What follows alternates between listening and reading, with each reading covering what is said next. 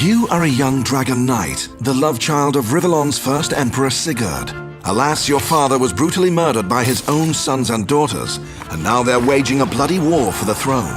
This ship you're on, the Raven, has been given to you by the wizard Maxos, for he is certain that you are the only one who can reunite the Empire and establish peace once more.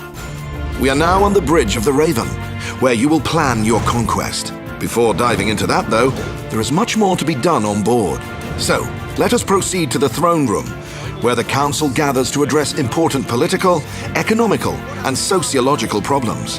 You are an emperor after all, not a mere warlord out for gold and glory alone. I was dangling millions in front of you. Each decision you take influences your empire in a variety of ways, be they of a political, military, or other sort of nature. Speaking of the military, if there's something you don't want to neglect, it's the bids and requests of your generals. Their influence on the battlefield is not to be taken lightly. Have a sherry to calm those nerves. In the Queen's quarters, decorated according to her tastes, you can have a chat with your wife. What this chat will be about depends on which princess you choose to marry. As Queen of the Realm, she has to contend with all sorts of dilemmas, and it goes without saying that political sensitivities, too, tend to lurk around the corner. You only need to take a look at the Rivellon Times headlines to see how well your policies are being received. On to the engineering bay, where you research new units and upgrades. Equip your dreaded juggernauts with imp bunker busters, for instance, and lay waste to entire bases at once. Or perhaps you appreciate a bit more subtlety, in which you could opt for your Zeppelin's cloak ability, which will let your army slip behind enemy lines unseen. Don't forget about your dragon powers either. You may be a mighty creature from the start, but being able to cast destructive spells like Pillar of Flame, or turning the tide by charming key enemy units, is not to be spurned. After all this is said and done, let us return to the bridge and cast a conqueror's glance on the strategy map. The strategy map is your key to victory if you make your moves wisely. Other than building armies and moving them about the map, there is a great variety of things you can do that influence the Empire as a whole. For instance, you can erect buildings that increase your gold and research abilities, or recruit mercenaries to even the odds. Several strategic tricks you can play come in the guise of cards. These allow you to do fun stuff, like sabotaging your enemy or giving yourself unfair advantages.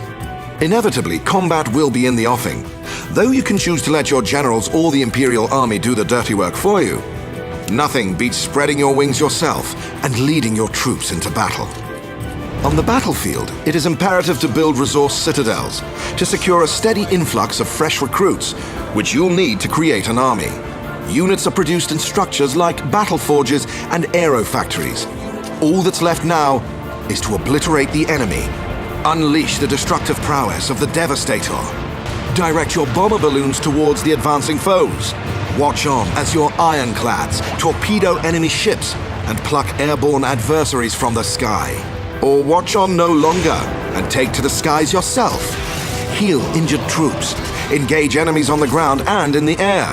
Show them you are the dragon and finish them off with a well-placed Eye of the Patriarch. Glorious. If you want to go for a quick fix, you can play skirmish battles against AI players, try out new strategies, or see if you can beat the insane mode. There's even a custom campaign mode which features a fully randomized storyline. Once you are familiar with the game rules, why not try your hand at LAN or online multiplayer battles?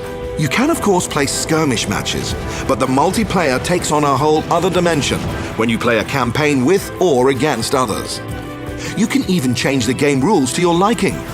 When you've got the hang of it, try playing on our ranked servers, and your battles will count towards your score on the global leaderboards.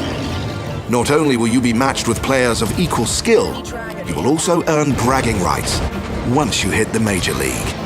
Larian Studios presents Divinity, Dragon Commander. Command massive armies. Become the dragon. Master the art of war. Forge an empire. All hail the dragon. Hail! Hail!